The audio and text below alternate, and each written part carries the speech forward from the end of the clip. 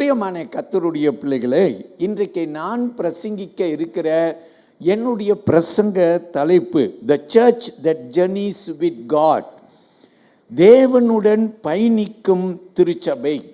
இன்றைக்கு நான் எடுத்திருக்கிற வேத பகுதி சற்று முன்பு நமக்கு வாசிக்கப்பட்டது. நானும் கூட பகுதியாய் இந்த வேத பகுதியை உங்களுக்கு நான் வாசிக்க இருக்கிறேன். கர்த்தருக்கு மகிமை உண்டாகட்டும். வேத வசனம் அப்போஸ்தலர் 13ஆம் அதிகாரம் வசனங்கள் 1 துவங்கி 5ஆம் வசனம் வரையிலும். Acts of the apostle chapter 13 verses 1 to 5. Alright, இந்த வேத வசனத்தை நீங்கள் எடுத்து பார்த்தீங்கன்னாக்கா, இந்த வேத வசனம் ஒரு திருச்சபையை நமக்கு அறிமுகப்படுத்துகிறது. அந்த சபை எங்கேனாக்கா அந்தோக்கியா திருச்சபை. அந்தோக்கியா என்ற பட்டணத்தில் இருக்கிற ஒரு திருச்சபையானது தான் இந்த திருச்சபை. இந்த சபையை குறித்து நாம் வாசிக்கிறோம். கர்த்தருக்கு மகிமை உண்டாகத்தக்க வாருங்கள் என்னோடு கூட அப்போஸ்தலர் 13ஆம் அதிகாரம் வசனம் 1, 2 நான் உங்களுக்கு வாசிக்கிறேன். என்னை கேட்கும்படி அழைக்கிறேன். Look at Acts of the Apostle chapter 13 verses 1 and 2. Now in the church that was at Antioch there were certain prophets and teachers, Barnabas, Simeon who was called Niger, Lucius of Cyrene, Manaen who had been brought up with Herod the Tetrarch and Saul. அந்தோக்கியா பட்டணத்தில் உள்ள சபையிலே பர்னபாவும் நிகர் என்னப்பட்ட சிமியோனும் சீரேனியா ஊரான் ஆகிய லூக்கியும் கற்பங்கு தேசாதிபதி ஆகிய ஏரோதுடனே கூட வளர்க்கப்பட்ட மனவேனும் சவுலும் தீர்க்கதரிசிகளாயும் போதகர்களாயும் இருந்தார்கள். எல்லாரும் ஆமீன் சொல்லுவோமா? கர்த்தருக்கு மகிமை. இந்த 2 வசனத்தை மறுபடி கவனித்து பாருங்கள். இந்த 2 வசனம் நமக்கு என்னத்தை கூறுகிறது என்றதை நாம் கவனிப்போம். முதல்ல வசனம் சொல்லுகிறது அந்தோக்கிய திருச்சபை, the church at Antioch. That's the first thing that we learn. இந்த சபை என்ன செய்து கொண்டிருந்தது என்று வசனம் சொல்லுகிறது. 1வது வசனம், அவர்கள் கர்த்தருக்கு ஆராதனை செய்து உபவாசித்து இருக்கிற போது. எல்லாரும் ஆமீன் சொல்லுவோமா? அல்லேலூயா. அவர்கள் ஜெபித்து கொண்டிருக்கும் போது, உபவாசத்தோடு ஜெபித்து கொண்டு இருக்கும் போது வசனம் சொல்லுகிற. நல்லா கவனிங்க. எந்த சபைங்க? சத்தமா சொல்லுங்க. சபை பேர் என்ன? அந்தோக்கியா திருச்சபை. 2வது வசனம் சொல்லுகிறது பரிசுத்த ஆவியானவர் திருவுளம் பற்றினார். பாருங்கள், இந்த சபை என்ன செய்து கொண்டிருக்கிறது? ஆண்டவரை தொழுது கொண்டிருக்கிறது. இந்த சபை உபவாசத்திலே ஆண்டவரை தொழுது கொண்டிருக்கிறது. The church at Antioch was a praying church, and there comes a day when they were praying while they were also fasting, and then comes the Holy Spirit. பிரியமானவர்களே, ஜெபத்திலே தரித்திருக்கும் போது பரிசுத்த ஆவியானவர் இடைப்படுகிறார். வேதம் சொல்லுகிறது பரிசுத்த ஆவியானவர் பேசினார். எல்லாரும் அல்லேலூயா சொல்லுவோம். என்ன பேசினார் என்று நீங்க பார்த்தீங்கன்னா, அங்க வசனத்திலே ஆண்டவர் சொல்லுகிறார். 2ஆம் வசனம் நீங்க பார்க்கும்படி அழைக்கிறேன். பர்னபாவையும் சவுலியும் நான் அழைத்த ஊழியத்திற்காக அவர்களை பிரித்து விடுங்கள் என்று பரிசுத்த ஆவியானவர் சொல்லுகிறார். வலது கையை உயர்த்தி ஒரு ஆமென் சொல்லுங்கள். அல்லேலூயா. பிரியமான தேவனுடைய பிள்ளைகளை, அங்கே வசனம் சொல்லுகிறது அவர்களை பிரித்து விடுங்க. 2 பேரை பரிசுத்த ஆவியானவர் சொல்லி என்ன செய்கிறார் என்றால், ஊழியத்துக்கு எடுத்து பிரித்து விடுங்கள். என்ன ஊழியம்? அவர்களுடைய ஊழியம் அருட்பணி ஊழியம். அவர்களுடைய ஊழியம் மிஷன்ஸ் ஊழியம். யாரு பிரித்து எடுக்கிறது? பரிசுத்த ஆவியானவர் சபையிலே அவர் இடைப்பட்டு சபைக்கு தெரிவிக்கிறார். எல்லாரும் ஆமீன் சொல்லுங்கள். பிரியமானவர்களே, ஆண்டவருக்கு மகிமை உண்டாவதாக. இந்த சவுல் என்று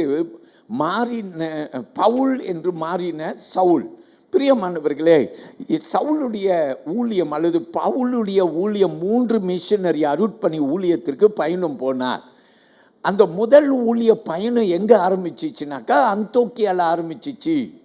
ஏன்னா அந்தோக்கியால தான் ஆண்டவர் ஊழியத்திற்கு பவுலை அழைத்தார். எல்லாரும் ஒரு ஆமேன் சொல்லுங்கள், அல்லேலூயா. இன்னொரு காரியம் இந்த சபையை குறித்து சொல்லும்படி நான் விரும்புகிறேன். அந்த 2 வசனத்திலே அடங்கி இருக்கிற உண்மைகளை பாருங்கள்.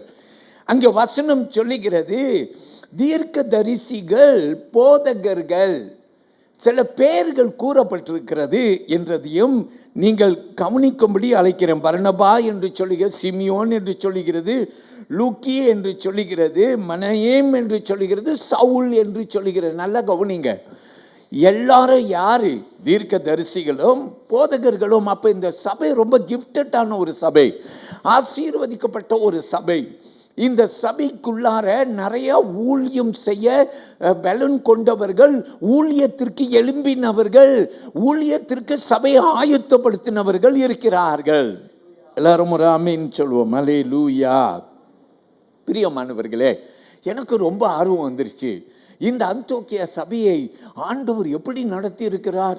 இந்த சபையில தான் சவுல் பவுலாய் மாறினவன் ஊழியத்திற்கு அழைப்பு கூட பெற்றிருக்கிறான். ஹல்லேலூயா. பர்னபா கூட ஊழியத்துக்கு அழைப்பு பெற்றது இந்த அந்தோக்கியா சபை. ஆமீன் சொல்லுங்க. கர்த்தருக்கு மகிமை. அப்போது நான் பார்த்தேன் வசனத்தை, அந்தோக்கியா சபையை குறித்து என்ன சொல்லுகிறது அப்படின்னு நான் பார்த்தபோது ஆண்டவர் என் கண்களை அதே அப்போஸ்தலர் 11வது அதிகாரத்துக்கு கொண்டு போனார். எப்படி இந்த சபை பாருங்க ஏங்கினது, how did this church function அப்படின்னு சொல்லி நீங்கள் 19ஆம் வசனம் துவங்கி 26ஆம் வசனம் வரைக்கும் நீங்கள் பார்க்கலாம். எல்லாரும் ஆமீன் சொல்லுங்க பார்க்கலாம். அல்லேலூயா. லூக்கா மன்னிக்கிறேன், அப்போஸ்தலர் 11ஆம் அதிகாரம் 19லிருந்து 26ஆம் வசனம் வரைக்கும். I will read. Look, now those who were scattered after the persecution that arose over Stephen traveled as far as Phoenicia, Cyprus, and Antioch, preaching the word to no one but the Jews only. But some of them were men from Cyprus and Cyrene, who, when they had come to Antioch, spoke to the Hellenes, preaching the Lord Jesus. And the end of the Lord was with them, and a great number believed and turned to the Lord. Then news of these things came to the ears of the church in Jerusalem, and they sent out Barnabas to go as far as Antioch. When he came and had seen the grace of God, he was glad and encouraged them all that with purpose of heart they should continue with the Lord. For he was a good man, full of the Holy Spirit and of faith, and a great many people were added to the Lord. Then Barnabas departed for Tarsus to seek Saul, and when he had found him, he brought him to Antioch. So it was that for a whole year they assembled with the church and taught a great many people, and the disciples were first called Christians in Antioch. Shall we say amen? I will try. ஸ்தேவன் நிமித்தமாய் எழும்பின உபத்திரவத்தினாலே சிதறப்பட்டவர்கள் சுவிசேஷ வசனத்தை யூதர்களுக்கே அன்றி மற்ற ஒருவருக்கும் அறிவியாமல் பெனிக்கிய நாடு, சீப்பிரு தீவு, அந்தோக்கியா பட்டணம் வரைக்கும் சுற்றி திரிந்தார்கள். அவர்களில் சீப்பிரு தீவாரும் சிரீனியா பட்டணத்தாரும் ஆகிய சிலர் அந்தோக்கியா பட்டணத்திற்கு வந்து கிரேக்கருடனே பேசி கர்த்தராகிய இயேசு கிறிஸ்துவை பிரசங்கித்தார்கள். கர்த்தருடைய கரம் அவர்களோடே இருந்தது. அநேக ஜனங்கள் விசுவாசிகளாய் கர்த்தரிடத்தில் திரும்பினார்கள். எருசலேமிலே சபையார் இந்த காரியங்களுக்கு குறித்து கேள்விப்பட்ட போது அந்தோக்கியா வரைக்கும் போகும்படிக்கு பர்னபாவை அனுப்பினார்கள். அவன் போய் சேர்ந்து தேவனுடைய கிருபையை கண்டபோது சந்தோஷப்பட்டு கர்த்தரிடத்தில் மன நிர்ணயமாய் நிலைத்திருக்கும்படி எல்லாருக்கும் புத்தி சொன்னான். அவன் நல்லவனும் பரிசுத்த ஆவியினாலும் விசுவாசத்தினாலும் நிறைந்தவனுமாய் இருந்தான். அநேக ஜனங்கள் கர்த்தரிடமாய் சேர்க்கப்பட்டார்கள். பின்பு பர்னபா சவுலை தேடும்படி தர்சுவுக்கு புறப்பட்டு போய் அவனை கண்டு அந்தோக்கியாவுக்கு அழைத்து கொண்டு வந்தான். அவர்கள் 1 வருஷ காலமாய் சபையோடே கூடி இருந்து அநேக ஜனங்களுக்கு உபதேசம் பண்ணினார்கள். முதல் அந்தோக்கியாவிலே சீஷர்களுக்கு கிறிஸ்தவர்கள் என்கிற பெயர் விளங்கிற்று. அந்நாட்களிலே எருசலேமில் இருந்து சில தீர்க்கதரிசிகள் 27 வாசிக்கிறேன் 30 வரையிலும் கேளுங்கள். அந்நாட்களிலே எருசலேமில் இருந்து சில தீர்க்கதரிசிகள் அந்தோக்கியாவுக்கு வந்தார்கள். அவர்களில் ஒருவனாகிய அகாபு என்பவன் எழுந்து உலகம் எங்கும் கொடிய பஞ்சம் உண்டாகும் என்று ஆவியானவராலே அறிவித்தான். அது அப்படியே கிலவுதியு ராயனுடைய நாட்களிலே உண்டாயிற்று. அப்பொழுது சீஷரில் அவரவர் தங்கள் திராணிக்கு தக்கதாக யூதேயாவில் குடியிருக்கிற சகோதரர்களுக்கு உதவியாக பணம் சேகரித்து அனுப்ப வேண்டும் என்று தீர்மானம் பண்ணினார்கள். அப்படியே அவர்கள் சேகரித்து பர்னபா சவுல் என்பவர்களுடைய கையிலே கொடுத்து மூப்பரிடத்திற்கு அனுப்பினார்கள். எல்லாரும் ஆமென் சொல்லுங்க. ஒரு அருமையான அந்தோக்கியா திருச்சபை. எல்லாரும் ஒரு பிரைஸ் தி லார்ட் சொல்லுங்க. இந்த சபை எப்படி பாருங்க, ஊழியத்துக்கு ஒரு உதாரணமான சபை. இங்க இருந்து பலர் ஊழியர்கள் எழும்பினார்கள். இந்த சபை ஊழியத்திலே சிறந்த ஒரு சபை என்று நாம் பார்க்கிறோம். கர்த்தருக்கு மகிமை. வேத வசனம் 26 சொல்லுகிறது, முத கிறிஸ்தவர்களுக்கு பெயர் வந்ததே இந்த சபையிலிருந்து தான்.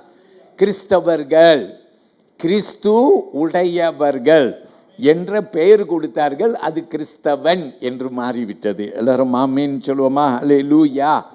இன்றைக்கு ரொம்ப பேர் நம்ம நினைக்கிறோம் மிஷன்ஸ் ஊழியம் என்பது சபையுடைய ஒரு ப்ரோக்ராம் இல்லை. சபையுடைய ஒரு ப்ரோக்ராம் இல்லை. இது ஆண்டவருடைய சித்தம், ஆண்டவருடைய இறுதிய துடிப்பு, வாஞ்சை எல்லாம் எப்படியாவது ஜனங்கள் ரட்சிக்கப்பட வேண்டும். இயேசுவும் தன்னுடைய ராஜ்யத்தை விட்டு இந்த பூமிக்கு மிஷனரியாக வந்தவர். எல்லாரும் அல்லேலூயா சொல்லுவோம். அதனால தான் இன்றைக்கு நான் ஒரு தலைப்பை எடுத்திருக்கிறேன், the church that journeys with God. Say amen. ஏன்னா அந்தோக்கியா சபை ஆண்டவரோடு பயணித்தார்கள். நீங்களும் நானும் கூட ஆண்டவரோடு பயணிக்க வேண்டும். எல்லாம் கையோ உயர்த்தி ஒரு அல்லேலூயா சொல்லுங்கள். அல்லேலூயா. பிரியமானவர்களே, இன்றைக்கு ஒரு 4 காரியத்தை உங்களுக்கு நான் சொல்லிக் கொடுக்கும்படிக்கு விரும்புகிறேன். என்னை கவனித்து கேட்கும்படிக்கு உங்கள் எல்லாரையும் நான் அழைக்கிறேன். The first thing I want to begin comes from Matthew chapter 28 verses 16 to 20.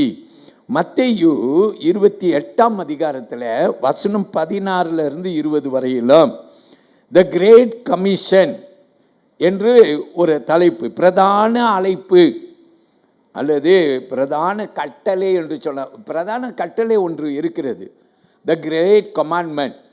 அந்த கட்டளை எதுனாக்கா, ஆண்டவரை நேசி பிறரை நேசி என்றது பிரதான கட்டளை. இங்கே பிரதான ஒரு அழைப்பு கொடுக்கிறார், ஒரு கமாண்ட். இது the commission, the great commission என்று சொல்லுவோம். நான் வாசிக்கிறேன், அந்த வசனங்களை கவனியுங்கள். Then the 11 disciples went away into Galilee to the mountain which Jesus had appointed for them. When they saw him, they worshipped him, but some doubted. And Jesus came and spoke to them, saying, All authority has been given to me in heaven and on earth. Go therefore and make disciples of all the nations, baptizing them in the name of the Father and of the Son and of the Holy Spirit, teaching them to observe all things that I have commanded you. And lo, I am with you always, even to the end of the age. Amen. பிரியமான கர்த்தருடைய பிள்ளைகளே, அந்த வசனத்தை கவனியுங்கள். ஆண்டவர் அழைப்பு நமக்கு கொடுக்கிறார். இந்த அழைப்பு நம்ம எல்லாரும் தலை மேலே இருக்கிறது. நம்ம என்ன செய்யணுமா? வசனம் நீங்கள் 19 கவனித்தீங்கன்னா, கோ அப்படின்னு சொல்கிறார். ஒரே வார்த்தை, கோ பிரியமானவர்களே, எந்த மனுஷனும் உன்கிட்ட வந்த பிற்பாடு நீ சுவிசேஷம் சொல்லு அப்படின்னு வசனம் இல்லை. வசனம் சொல்லுகிறது நீ போ என்று சொல்லுகிறது. அப்ப மிஷன்ஸ் ஊழியத்துடைய கருப்பொருள் போக வேண்டும். கர்த்தருடைய பிள்ளைகள், நான் வாசிக்கிறேன் கேளுங்கள். 11 சீஷர்களும் கலிலேயாவிலே இயேசு தங்களுக்கு குறித்திருந்த மலைக்கு போனார்கள். அங்கே அவர்கள் அவரை கண்டு பணிந்து கொண்டார்கள். சிலோர் சந்தேகப்பட்டார்கள். அப்பொழுது இயேசு சமீபத்தில் வந்து அவர்களை நோக்கி, வானத்திலும் பூமியிலும் சகல அதிகாரமும் எனக்கு கொடுக்கப்பட்டு இருக்கிறது. ஆகையால் நீங்கள் புறப்பட்டு போய் சகல ஜாதிகளையும் சீஷர்களாக்கி பிதா குமாரன் பரிசுத்த ஆவியின் நாமத்தினாலே அவர்களுக்கு ஞானஸ்நானம் கொடுத்து, நான் உங்களுக்கு கட்டளையிட்ட யாவையும் அவர்கள் கை கொள்ளும்படி அவர்களுக்கு உபதேசம் பண்ணுங்கள். இதோ உலகத்தின் முடிவு பரியந்தம் சகல நாட்களிலும் நான் உங்களுடனே கூட இருக்கிறேன் என்றார். ஆமேன். எல்லாரும் அல்லேலூயா சொல்லுங்க. இயேசு சொன்னார், புறப்பட்டு போங்க, இதோ உலகத்தின் கடைசி பரியந்தம் சுவிசேஷம் சொல்லுங்க அப்படின்னு சொன்ன. ஒரு சபை மேலே, தனிப்பட்ட சபைனா நம்ம தான். பிரியமானவர்களே, நம்ம எல்லாரும் மேலே விழப்பட்ட ஒரு பெரிய கடமை என்ன தெரியுமா? நம்ம போய் சுவிசேஷம் அறிவிக்கிறது நம்முடைய கடமை. எல்லாரும் சொல்லுவோம் அல்லேலூயா. இயேசு உயிர் தெழுந்த பின்பு பிரியமானவர்களே, இயேசு இந்த கட்டளையை சீஷர்களுக்கு கொடுத்தார். After the resurrection, Jesus gave this commission, which is called the Great Commission. நீங்க போங்க. உயிர் தெழுந்த இயேசு அவர் நம்மை போகும்படிக்கு நமக்கு கட்டளை இட்டு இருக்கிறார். அல்லேலூயா. He did not say, அவர் காத்திருக்கும்படி சொன்னார். எப்போ காத்திருக்குன்னு சொன்னார்னா, பரிசுத்த ஆவியானவர் உங்க மேல வர வரைக்கும் காத்திருங்கள் என்றார். அதுக்கு பிற்பாடு நீ போனே. ஆமேன். நீ போனே. சபை காத்திருந்தது, அந்தோக்கியா சபை காத்திருந்தது. அவர்கள் பரிசுத்த ஆவியானவர் வந்து 2 பேரை பிரித்து எடுங்கன்னு சொல்லி வார்த்தை அப்போது தான் வந்தது. எல்லாரும் ஆமேன் சொல்லுவோம். அல்லேலூயா. பிரியமானவர்களே, கர்த்தருக்கு நம்ம எல்லாரும் என்ன செலுத்துவோம்? மகிமை செலுத்துவோம். அப்போஸ்தலர் 1ஆம் அதிகாரம் 8வது வசனத்துக்கு வாருங்கள். Come with me to Acts of the Apostle chapter 1 and verse 8. But you shall receive power when the Holy Spirit has come upon you, and you shall be witnesses to me in Jerusalem and in all Judea and Samaria and to the end of the earth. பரிசுத்த ஆவி உங்களிடத்தில் வரும்போது நீங்கள் பலன் அடைந்து எருசலேமிலும் யூதேயாவிலும் முழுவதிலும் சமேரியாவிலும் பூமியின் கடைசி பரியந்தமும் எனக்கு சாட்சிகளாய் இருப்பீர்கள் என்றார். எல்லாரும் ஆமென் சொல்லுங்க. அல்லேலூயா. ஸோ பியூட்டிஃபுல் இல்லை? கர்த்தருக்கு மகிமை. இயேசு கட்டளை கொடுத்திருக்கிறார். என்ன கட்டளைனா, கர்த்தருடைய பிள்ளைகளாகிய நாம் என்ன செய்யணும்? இந்த பிரதான கட்டளையை பிடிச்சிக்கணும். எல்லாம் கிறிஸ்தவனும் பாஸ்டர் தான் பிரசங்கம் பண்ணணும், பாஸ்டர் தான் போய் எல்லாருக்கும் சொல்லணும், அப்படி இல்லை. ஆண்டவர் சொல்லுகிறார். ஒரு ஊழியக்காரர் பக்தன் இப்படி சொன்னார், ஊழியக்காரன் குட்டி போடுவானா அல்ல ஆடு குட்டி போடுமா அப்படின்னு சொன்னார். ஊழியக்காரன் குட்டி போடுவானா? ஏன்னா ஊழியக்காரன் மேய்ப்பன். மேய்ப்பன் என்ன செய்கிறான்? ஆடுகளை மேய்க்கிறான். நீங்கள் எல்லாரும் ஆடுகள். அப்போ ஆடு குட்டி போடுமா, மேய்ப்பன் குட்டி போடுவானா அப்படின்னு சொல்லி கேட்டார். நல்ல ஒரு கேள்விதான்.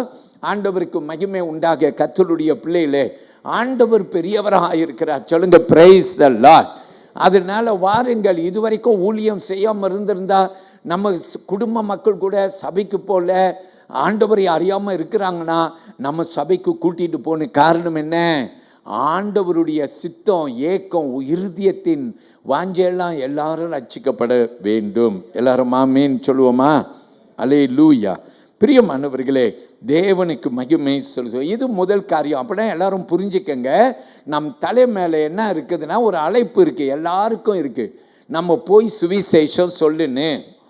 அது பக்கத்து வீட்டுக்காரனாக இருக்கலாம், வேலை செய்கிற இடத்துலையா இருக்கலாம், பள்ளிக்கூடத்துலையா இருக்கலாம், உன் நண்பனாய் இருக்கலாம், உன் சொந்த குடும்ப மக்களாய் இருக்கலாம். யாராய் இருந்தாலும் நீ சுவிசேஷம் சொல்லுவது உன் மேலே விழப்பட்ட ஒரு கடமை. எல்லாரும் ஆமீன் சொல்லுவோம். இப்போ 2வது காரியத்திற்கு வரப்போகிறோம். இதை அப்போஸ்தலர் 13வது அதிகாரத்திலிருந்து ஒரு 3 காரியத்தை தொடர்ச்சியாக கவனிக்க போகிறோம். ஆமேன்னு சொல்லுங்க. காரியம் என்னன்னு கற்றுக்கொண்டோம்? போ என்று வசனம் சொல்லுகிறது. அப்போ நம்ம எல்லாரும் மேலேயும் என்ன இருக்குது? த கிரேட் கமிஷன், பிரதான அழைப்பு இருக்கு. இப்போ 2வது பாருங்க, அப்போஸ்தலர் 13ஆம் அதிகாரத்தில் 2ஆம் வசனத்தை கவனிங்க. God speaks, தேவன் பேசுகிறார். சற்று முன்பு சொன்னேன், இவர்கள் ஆராதனை செய்து உபவாசத்தில் இருக்கும்போது ஆவியானவர் பேசினார். அதைத்தான் எடுத்து நான் என்ன சொல்றேன்னா, ஆண்டவர் பேசுகிற தேவன். எல்லாரும் அல்லேலூயா சொல்லுங்கள். அல்லேலூயா. வசனம் 2 கவனிங்கள். Acts of the Apostles chapter 13 and verse 2. It says, and they ministered to the Lord and fasted. The Holy Spirit said, அவர்கள் கர்த்தருக்கு ஆராதனை செய்து உபவாசித்து கொண்டு இருக்கிற போது பர்னபாவையும் சவுலியும் நான் அழைத்த ஊழியத்திற்காக அவர்களை பிரித்து விடுங்கள் என்று பரிசுத்த ஆவியானவர் திருவுளம் பற்றினாராம். எல்லாம் ஆமீன் சொல்லுங்க. அல்லேலூயா. சோ பிரியமானவர்களே, கர்த்தருக்கு மகிமை செலுத்துங்கள். ஆவியானவர் பேசும் தெய்வம், நம் ஆண்டவர் பேசும் தெய்வம். அல்லேலூயா. 7 குத்துவிளக்குகள் மத்தியில் விழாவின ஆண்டவர் சபைகளில் விழாவுகிறார். ஆமேன். அவர் நேற்று பேசினார், இன்னைக்கு பேசுகிறார், நாளைக்கும் பேசுவார். நம் ஆண்டவர் பேசும் தேவனாயிருக்கிறார். அல்லேலூயா. கர்த்தருக்கு மகிமை உண்டாவதாக. அவர் ஒரே ஒரு வார்த்தை நமக்கு சொன்ன போதும் நம்ம வாழ்க்கை மாறிடும். அல்லேலூயா. இயேசு சொன்னார், எனக்கு சித்தம் உண்டு, குருடர்கள் பார்வை அடைந்தார்கள். எனக்கு சித்தம் உண்டு, குஷ்டரோகிகள் குஷ்டரோகத்தில் சுஸ்தமானார்கள். அருமையான கர்த்தருடைய பிள்ளையே, தேவனுடைய சித்தம் உன் வாழ்க்கையில் இருக்குமே என்றால், தேவனுடைய சித்தம் உன் தனிப்பட்ட வாழ்க்கையில் இருக்குமே என்றால் உன் வாழ்க்கை மாறிடும். எல்லாரும் அல்லேலூயா சொல்லுவோம். அல்லேலூயா. பிரியமானவர்களே, இந்த சபை ஆராதனை செய்து கொண்டிருந்த சபை. அதனால தான் சபைக்கு வந்தோமா, ஆண்ட ஒரு வார்த்தையை கேட்டோமா போனோமா என்று இல்லாமல் ஜெபிக்கிற சபையாய் இருக்க வேண்டும், துதிக்கிற சபையாய் இருக்க வேண்டும். ஆண்டவர் ஜெபிக்கிற இடத்திலே விழாவுகிறார். அந்தோக்கியா சபை ஜெபம் பண்ணிச்சு, உபவாசம் பண்ணிச்சு. ஆமேன். அப்போது பரிசுத்த ஆவியானவர் பேசினார். பிரியமானவர்களே, எனக்கு ஞாபகம் உண்டு, சில சமயத்திலே ஆண்டவர் பேசாது இருந்தார். எலியா தீர்க்கதரிசியை பாருங்கள். 450 பால் தேவர்களை கொன்ற பின்பு அவனை கொலை செய்யும்படிக்கு ஆப் ராஜாவுடைய மனைவி ஜெசுபேல் விரட்டுகிறாள். இந்த எலியா பயந்து ஓட ஆரம்பிக்கிறான். ஆண்டவரே, நான் ஒருவன் மட்டும்தான், நானும் சாக விரும்புகிறேன், ஆனால் ஓடுகிறான். ஆண்டவர் அவனை விட்டு விட்டார். ஓடுறான் அவன் ஆண்டவர்கிட்ட பேசிட்டே இருக்கிறான். ஆனால் ஆண்டவர் ஒரு வார்த்தை கூட சொல்ல. ஒரு வாழ்க்கையின் ஓரத்துக்கு போன பிற்பாடு தான், எலியாவே நீ என்ன செய்கிறாய், இங்கு நீ என்ன செய்கிறாய் என்று ஆண்டவர் ஒரு மெல்லிய சத்தத்திலே பேசுகிறார். சில சமயத்திலே ஆண்டவர் உன்னை போக விட்டுறார். தனிப்பட்ட உன்னை குடும்ப வாழ்விலே கூட உன்னை போக விட்டுறார். ஒரு கட்டம் வருகிறது, ஆண்டவர் திடீரென்று குறுக்கிடுகிறார். பலருக்கு இந்த அனுபவம் இருக்கலாம். ஆண்டவர் எங்கே என்று நீ தேடின போது நீ அவரை கண்டு கொள்ளவில்லை, காணவில்லை. ஆனாலும் அவர் சொல்லுகிறார், நான் உன்னோடு தான் இருக்கிறேன், உன் சத்தத்தை நான் கேட்டுக்கொண்டிருக்கிறேன், திகையாதே, கலங்காதே, நான் உன்னோடு இருக்கிறேன். அல்லேலூயா. என் தேவன் பெரியவராக இருக்கிறார். கர்த்தருடைய பிள்ளையை கர்த்தர் நம்மோடு கூட இருக்கிறார். எல்லாரும் ஆமீன் சொல்லுங்க. அல்லேலூயா. ஸோ நம்ம ஆண்டவருக்கு நன்றி சொல்லுவோம். நான் உங்களுக்கு ஒரு வேத வசனம் கொடுக்குறேன். எரேமியா 29ஆம் அதிகாரம் 13வது வசனம் சொல்லுகிறது. Jeremiah 29 verse 13, and you will seek me and find me when you search for me with all your heart. உங்கள் முழு இருதயத்தோடும் என்னை தேடினீர்களே, ஆனால் என்னை தேடுகையில் கண்டுபிடிப்பீர்கள் என்று வசனம் சொல்லி. தேடுன்னு ஆண்டவரை முழு இருதயத்தோடு கர்த்தருடைய பிள்ளைகள் தேடுன்னு. அந்தோக்கியா திருச்சபை அவர்கள் முற்றிலுமாய் தங்கள் ஆண்டவருக்கு அர்ப்பணம் செய்து அருட்பணி ஊழியம், மிஷன்ஸ் ஊழியத்தில் உண்மையாக இருந்தபோது ஆண்டவர் அவர்களோடு பேசினார். சில சமயத்தில் ஏன் தெரியுமா நம்மகிட்ட பேசுறது இல்லை, நிறைய நேரத்தில் அவர் பேசியும் நீ அவருக்கு செவி கொடுக்கல. ஆமேன். சில சமயத்தில் தேவ வசனம் வருகிறது, ஆண்டவர் பேசுகிறார், நல்லா தெரியுது ஆண்டவர் என் கூட பேசுகிறார், ஆனால் உன் வாழ்க்கையை குறித்து நீ ஒன்றுமே செய்யலை. அதனால் ஆண்டவர் இப்போ அமைதியாக இருக்கிறார். என் மகன் என் மகள் கொஞ்ச நாள் என்னை தேடட்டும், அப்புறம் நான் வரேன்றார். கர்த்தருடைய பிள்ளையை அவர் தேடுவதை விட்டுறாது. ஒரு வேத வசனம் யோவான் 10:27 சொல்லுகிறது. John chapter 10 and verse 27. My sheep hear my voice and I know them and they follow me. என் ஆடுகள் என் சத்தத்திற்கு செவி கொடுக்கிறது, நான் அவைகளை அறிந்திருக்கிறேன், அவைகள் எனக்கு பின் செல்லுகிறது. ஆமேன். சொல்லுங்க ஆமேன். நம்ம எல்லாம் அவருடைய பிள்ளைகள், அவர் சத்தத்தை கேட்கக்கூடிய பிள்ளைகள். ஆமேன். நமக்கு இந்த வசனம் என்ன ஒரு கருத்து கொடுக்குதுன்னா, ஒரு உறவு இருக்குன்னு கர்த்தருடைய பிள்ளைகளுக்கு. ஆண்டவர் தேவைப்படும் போது கூப்பிட்டுட்டு அப்புறம் விட்டுறக்கூடாது. ஆமேன்னு சொல்லுங்க.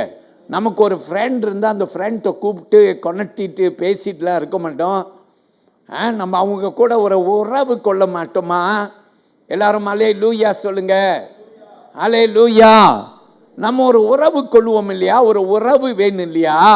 அப்படிதான் நம்முடைய ஆண்டவர் என்ன செய்கிறவர்னா, அவரோடு உறவு நம் கொள்ளும்படிக்கு ஆண்டவர் விரும்புகிறார். நான் உங்களுக்கு ஒரு பைபிளில் நல்ல உதாரணம் கொடுக்குறேன். Samuel.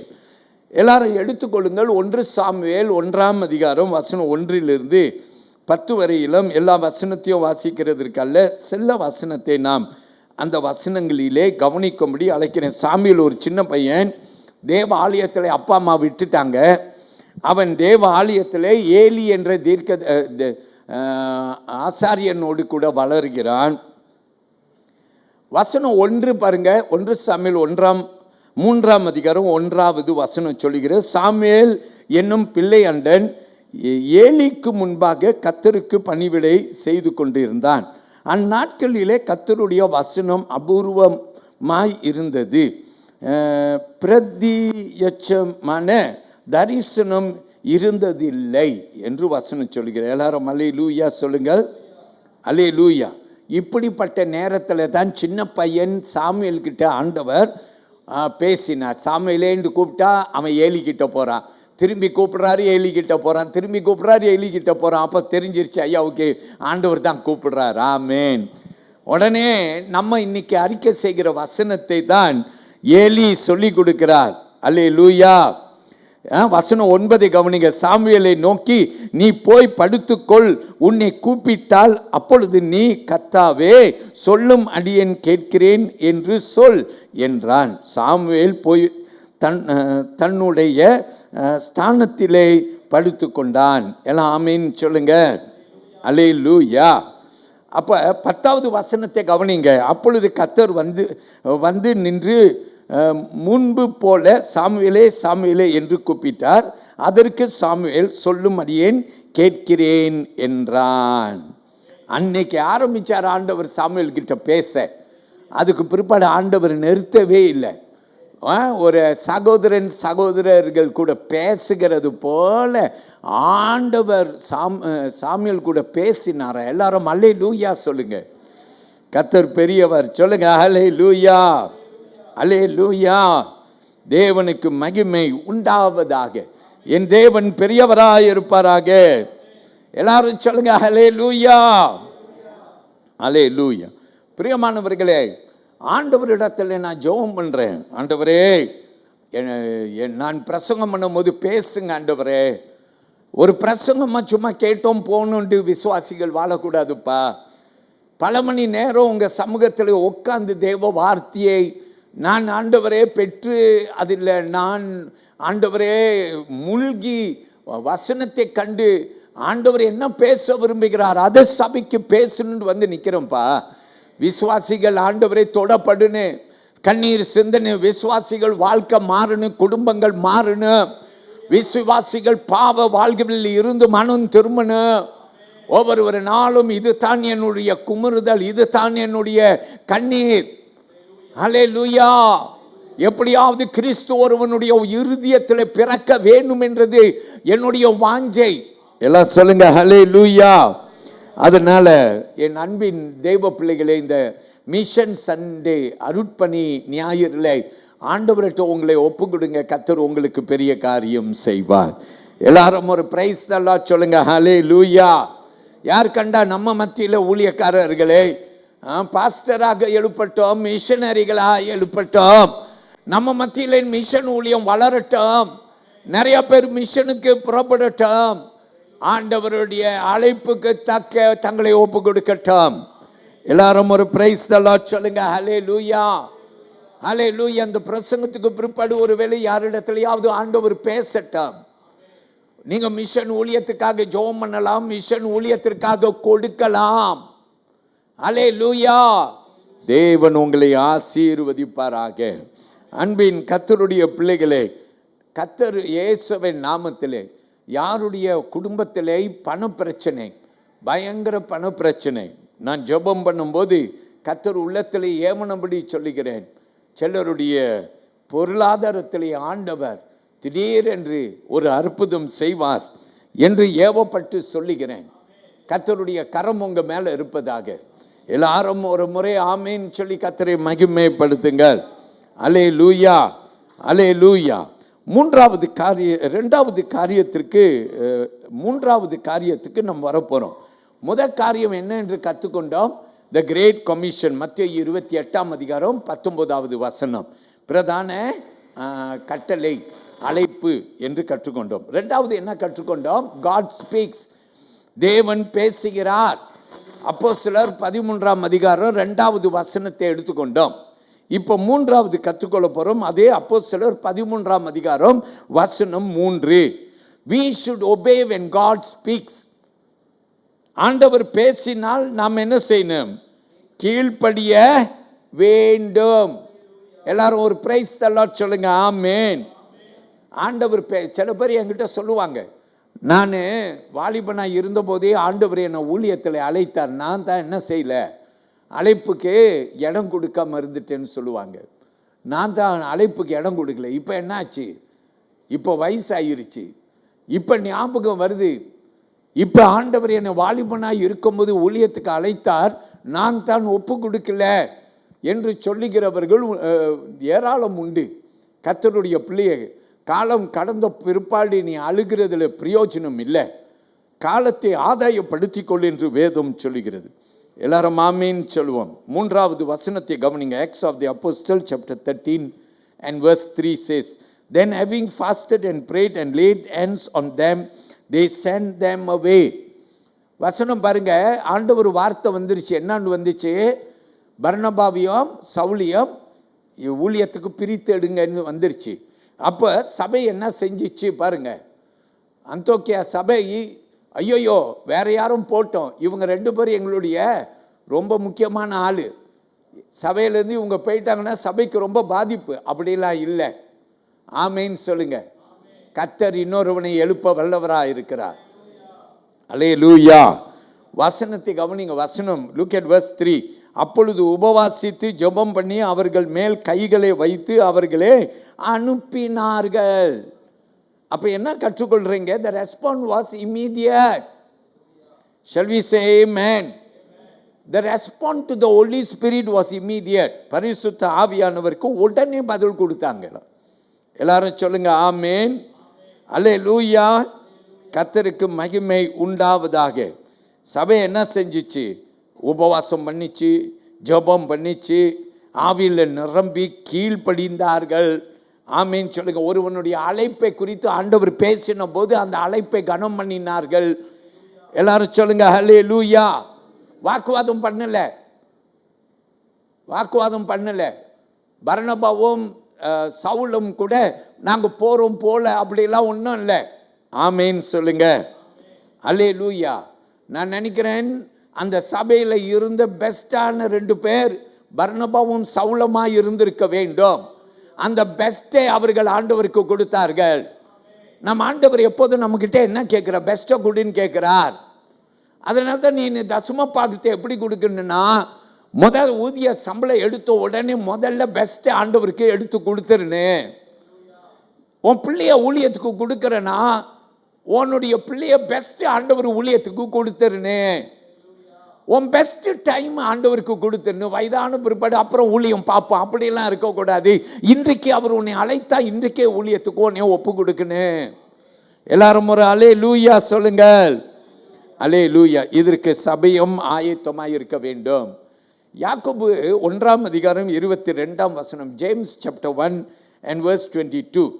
But be doers of the word and not hearers only, deceiving yourselves.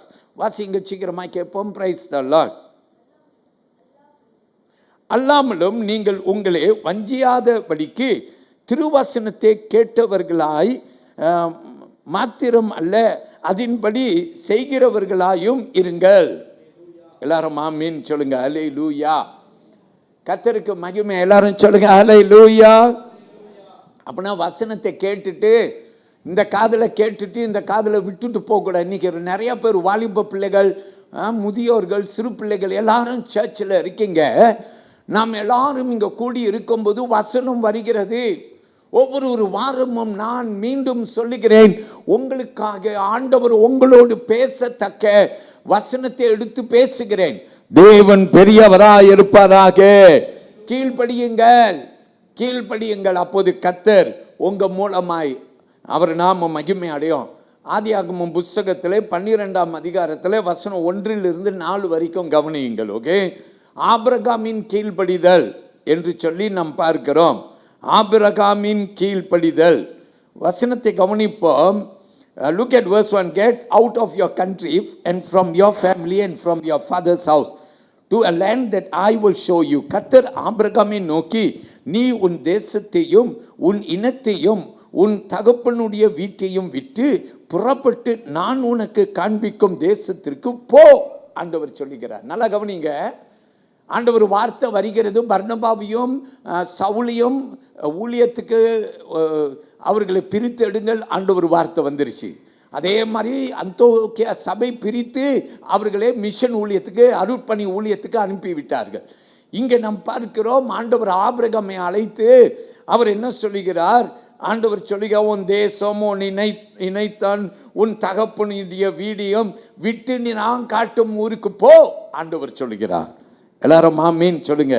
ஆண்டவருடைய வார்த்தை வருகிறது. நான் உன்னை 2ஆம் வசனம், நான் உன்னை பெரிய ஜாதியாக்கி உன்னை ஆசீர்வதித்து உன் பேரை பெருமை பாராட்டுவேன். நீ ஆசீர்வாதமாய் இருப்பாய். உன்னை ஆசீர்வதிக்கிறவர்களே ஆசீர்வதிப்பேன், உன்னை சபிக்கிறவர்களே சபிப்பேன். பூமியில் உள்ள வம்சங்கள் எல்லாம் உனக்குள் ஆசீர்வதிக்கப்படும் என்றார். எல்லாம் ஆமீன் சொல்லுங்க. இன்னைக்கு நம்ம எல்லாரும் ஆபிரகாமுடைய ஆசீர்வாதத்தில் வாழ்ந்து கொண்டிருக்கிறோம். எல்லாரும் ஆமீன் சொல்லுங்க. ஒரு ஆபிரகாமை அழைத்து போக சொல்லி அவன் போன போது அவனை ஆசீர்வதித்து அவன் மூலமாய் பூமியின் கொடிகளே, ஜனங்களே, நம்மை ஆண்டவர் ஆசீர்வதித்திருக்கிறார். எல்லாரும் அல்லே லூயா சொல்லுவோம். அல்லே லூயா. ஆபிரகாம் போனானா இல்லையா? அந்தோக்கியா சபை உடனே பதில் கொடுத்துச்சா இல்லையா? உடனே பதில் கொடுத்துச்சு. கையை வைத்து ஜெபம் அனுப்பினார்கள். ஆபிரகாமை குறித்து பாருங்கள். 4ஆம் வசனம் சொல்லுகிறது. Look at verse 4. So Abraham departed as the Lord had spoken to him. கர்த்தர் ஆபிரகாமுக்கு சொன்னபடியே அவன் புறப்பட்டு போனான்.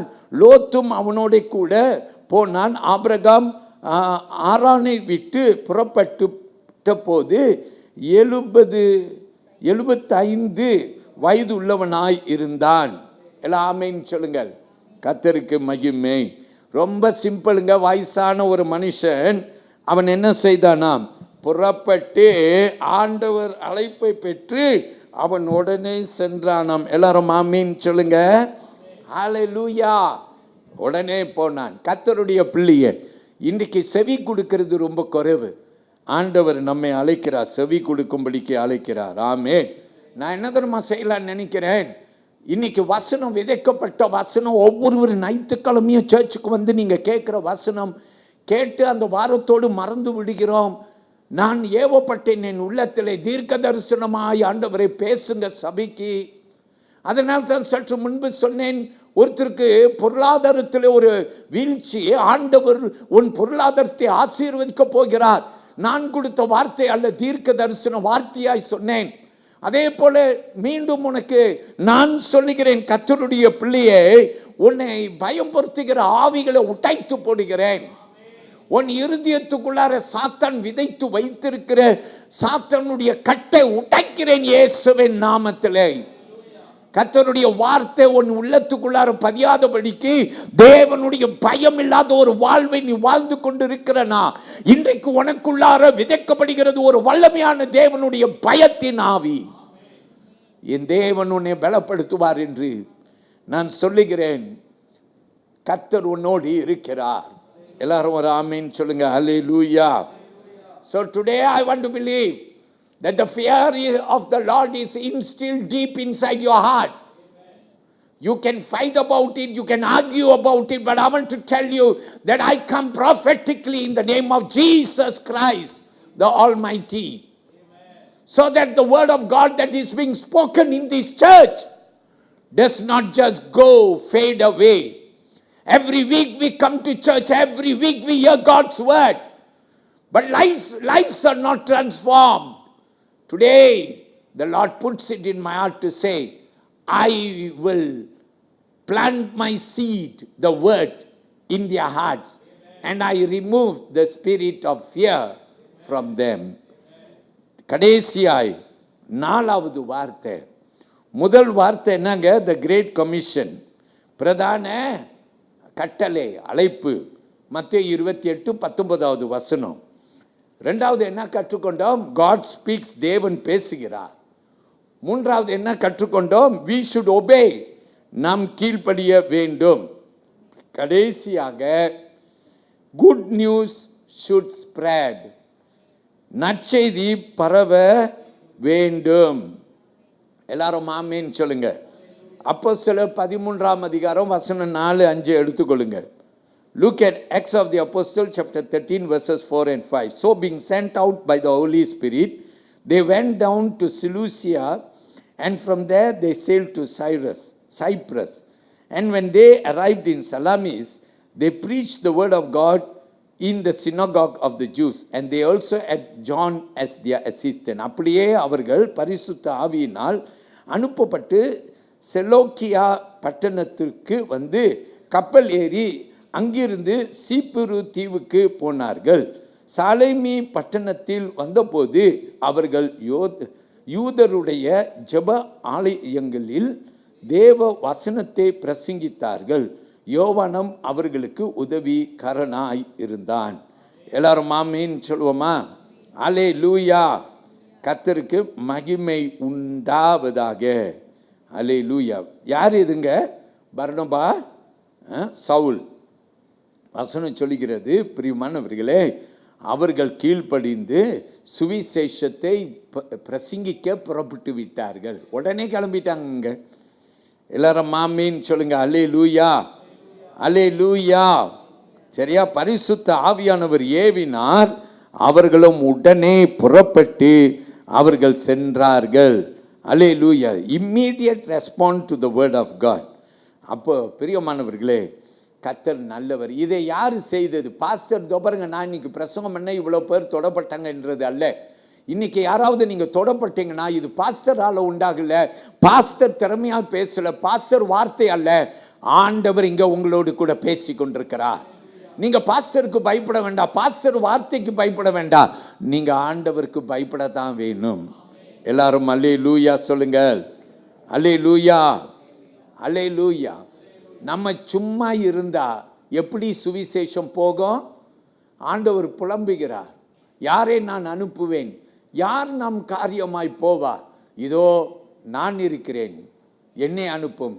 அல்லேலூயா. ஏசியா கூறுகிறார். அல்லேலூயா. கைகளை எல்லாரும் உயர்த்தி தேவனை மகிமைப்படுத்துங்கள். எல்லாரும் இந்த வருகிற ஆண்டிலே கர்த்தருக்கென்று நம் ஊழியங்களை செய்கிறவர்களாய் மாறப்போகிறோம்.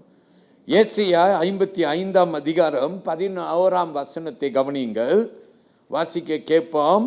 Isaiah 55 and verse 11. So shall my word be that goes forth from my mouth, it shall not return to me void, but it shall accomplish what I please, and it shall prosper in the thing for which I sent it. அப்படியே என் வாயிலிருந்து புறப்படும் வசனமும் இருக்கும், அது வெறுமையாய் என்னிடத்திற்கு திரும்பாமல் அது நான் விரும்புகிறதை செய்து நான் அதை அனுப்பின காரியமாகும்படி வாய்க்கும். எல்லாரும் ஒரு ஆமீன் சொல்லுங்க. ஸோ கர்த்தருடைய வார்த்தை வெறுமையாக திரும்பாது. இதை வச்சு நீங்கள் அப்போஸ்தலர் 19ஆம் அதிகாரம் 20வது வசனத்துக்கு வாருங்கள். Come to Acts of the Apostle chapter 19 and verse 20. So the word of the Lord grew mightily and prevailed. இவ்வளவு பலமாய் கர்த்தருடைய வசனம் விருதி அடைந்து மேற்கொண்டது என்று வசனம் சொல்லுகிறது. எல்லாரும் ஒரு பிரைஸ் எல்லாம் சொல்லுங்க. பிரியமானவர்களே, நான் உங்களுக்கு பைபிளில் ஒரு கதையை எடுத்து சொல்லி நான் உங்கள் கூட ஜெபம் பண்ண போகிறேன். அப்போஸ்தலர் 8ஆம் அதிகாரத்தில் முதல் 8 வசனம். Acts of the Apostle chapter 8 verses 1 to 8. நீங்கள் என்ன பார்ப்பீங்கன்னாக்கா, அங்கே வசனம் நமக்கு சொல்லுகிறது பாருங்க. 1வது வசனம்,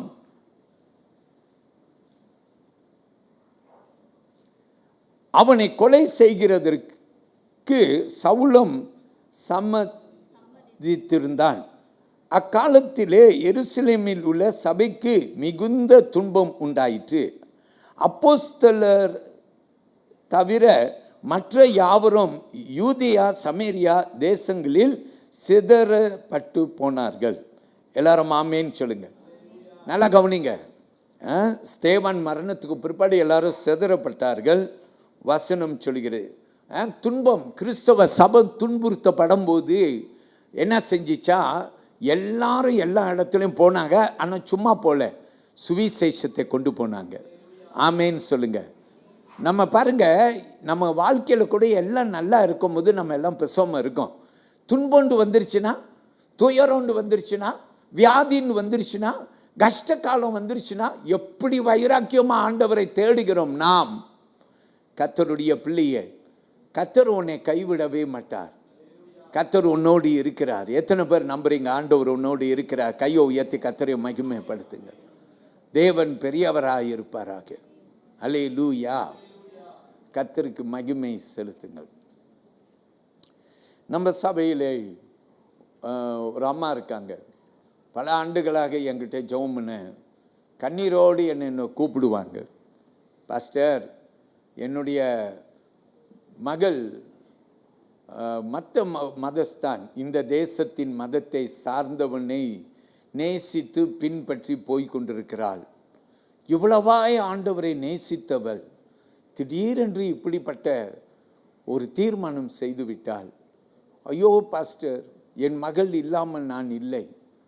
அதனால் இவங்க என்ன தெரியுமா செய்கிறாங்க, ஒவ்வொரு நாளும் கடந்த 4-5 வருஷமாய் என்னை நோக்கி கூப்பிட்டு, பாஸ்டர் ஜெபம் பண்ணுங்க, ஜெபம் பண்ணுங்க, ஜெபம் பண்ணுங்க. கர்த்தருடைய பிள்ளையே, இந்த குடும்பத்தை நான் நினைவு கூறும் போதெல்லாம் கர்த்தரிடத்திலே நான் ஜெபிப்பது உண்டு, கண்ணீர் விடுவது உண்டு. இந்த குடும்பத்தை ரட்சிங்க. குறிப்பிட்டு இந்த மகள் ஆண்டவரே தெளிவு அடைய வேண்டும், ஆண்டவரே மாறுன ஆண்டவரே. கர்த்தர் பெரியவராக இருப்பாராக. கர்த்தர் ஜெபத்தை கேட்கிறார் என்று நான் விசுவாசிக்கிறேன். எல்லாரும் ஆமேன் சொல்லி கைகளை உயர்த்தி கர்த்தரை மகிமைப்படுத்துங்கள். ஆமேன், அல்லேலூயா. இந்த வேத வசனத்துக்கு வாங்க. அப்போஸ்தலர் 8ஆம் அதிகாரம் 5வது வசனத்துக்கு வாங்க. Come to verse 5. Paul went down to the city of Samaria and preached Christ to them. வசனம் சொல்லு. அப்பொழுது பிலிப்பு என்பவன் சமேரியாவில் உள்ள ஒரு பட்டணத்திற்கு போய் அங்குள்ளவர்களுக்கு கிறிஸ்துவை குறித்து பிரசங்கித்தான். எல்லாரும் ஆமீன் சொல்லுங்க. அல்லேலூயா. பிரியமானவர்களே, சமேரியா பட்டணத்துக்கு கிறிஸ்துவை குறித்து பிரசங்கிக்க போயிட்டான். ஆமீன் சொல்லுங்க. வசனம் 9 கவனிங்க. சீமோன் என்று பெயர் கொண்ட ஒரு மனுஷன் அந்த பட்டணத்திலே மாயவித்தைக்காரனாய் இருந்து தன்னை ஒரு பெரியவன் என்று சொல்லி சமேரியா நாட்டு ஜனங்களே பிரமிக்க பண்ணி கொண்டிருந்தான். அல்லேலூயா. ஆனால் பிலிப்பு அங்கே போயிருக்கிறார். நல்லா கவனிங்க. அந்த பட்டணத்தில் ஏற்கனவே ஒரு மந்திரவாதி, சிமியோன் என்ற ஒரு மந்திரவாதி, அவன் தான் பெரியவன் காட்டி கொண்டிருக்கிறான். ஆமீன் சொல்லுங்க. வசனம் 6 கவனிங்க. பிலிப்பு செய்த அதிசயங்களே ஜனங்கள் கேள்விப்பட்டு கண்டு அவனால் சொல்லப்பட்டவைகளை ஒருமனப்பட்டு கவனித்தார்கள். எல்லாரும் ஆமீன் சொல்லுங்க. அப்போ என்ன நடந்துச்சு அந்த சபையில்? அங்கே அவன் பிரசங்கம் பண்ணால் நிறைய பேர் ரட்சிக்கப்பட்டாங்க, சுகம் பெற்றாங்க, நிறைய பேர் விசுவாசித்தாங்க. வசனம் 7 கவனிங்கள். அநேகர் இருந்த அசுத்த ஆவிகள் மிகுந்த சத்தத்தோடே கூப்பிட்டு அவர்களை விட்டு புறப்பட்டது. அநேக திமிர்வாதக்காரரும் சப்பானிகளும் குணமாக்கப்பட்டார்கள். வசனம் 8 வாசிக்கிறேன். அந்த பட்டணத்திலே மிகுந்த சந்தோஷம் உண்டாயிற்று. எல்லாரும் ஆமேன்னு சொல்லுங்க. ஒரு மனுஷன் போய் என்ன செஞ்சிட்டான்? சமேரியா கலக்கிட்டாங்க. எல்லாம் சொல்லுங்க, பிரைஸ் தி லார்ட், அல்லேலூயா. கர்த்தருடைய பிள்ளையே, நம்ம எல்லாரும் மேலே ஆண்டவர் அவருடைய ஆவியை வைப்பாராக. உங்கள் ஒவ்வொருவர் மேலே அவருடைய ஆவியின் வல்லமை. நான் சின்ன பையனாக இருக்கும்போது நான் ஊழியத்துக்கு எப்படி வந்தேன் தெரியுமா? நான் ஆரம்பத்திலேயே வாலிபனாய் எழும்பின போது என் சபையிலே கொடுக்கப்பட்ட போதனையை பிடித்து கொண்டேன். எப்படியாவது யாரும் ரட்சிக்கப்படணுன்னா சைக்கிள் ஓட்டிட்டு அப்படியே போயிட்டு இருப்பேன். யாரை பார்த்தாலும் ஆண்டவரே இவங்களும் இயேசுவை அறியணும் இல்லையான்னு என்னும் கொண்டவனாக இருப்பேன். ஸ்தானாதிபதிகள் என்று சொல்லி ஒரு குழுவை ஸ்தாபித்து நாங்கள் அநேக வாலிப பிள்ளைகள் இணைந்து நாங்கள் என்ன செய்தோம்னா, எல்லா கடைகளிலும் போய் வேத அதாவது சின்ன சின்ன புஸ்தகங்களை நாங்கள் கைப்பிரதிகளை துண்டு பிரதிகளை நாங்கள் வைப்போம். கர்த்தருக்கு மகிமை செலுத்த இப்படி இருந்த வைராக்கியம் இருந்தபடியினால்தான் இன்றைக்கு வரைக்கும் நான் ஊழியம் 40 வருடத்திற்கு மேலே செய்தோம். இன்னும் ஆண்டவருக்காக செய்ய வேண்டும் என்று எண்ணம் எனக்குள்ள இருக்கிறது. கர்த்தருக்கு மகிமை உண்டாவதாக. எல்லாரும் ஒரு பிரைஸ் தி லார்ட் சொல்லுங்க. அல்லேலூயா. கர்த்தர் நல்லவர். பிதாவுக்கும் குமாரனுக்கும் பரிசுத்த ஆவிக்கும் மகிமை உண்டாக. இந்த மிஷன் சண்டேயிலே ஆண்டவர் நமக்கு ஒரு விழிப்பு உணர்ச்சி கொடுத்து நம் ஆண்டவருக்காக செயல்படுகிற சபை. ஒரு சபை எப்போ பூர்ணப்படுதுன்னா மிஷன் ஊழியம் செய்யும் போது சபை பூர்ணம் அடைகிறது. அல்லேலூயா. நமக்குள்ளேயே ஊழியங்கள் அல்ல, வெளியிலே நாம் பார்க்கிற சபையாக மாற வேண்டும். பிதா, குமாரன், பரிசுத்த ஆவியானவர் நல்லவர். 3 முறை எல்லாரும் சொல்லுங்கள். ஆமேன், ஆமேன், ஆமேன். எழுந்து நிற்போம். தேவ சந்நிதியிலே அவரை மகிமைப்படுத்துவோம்.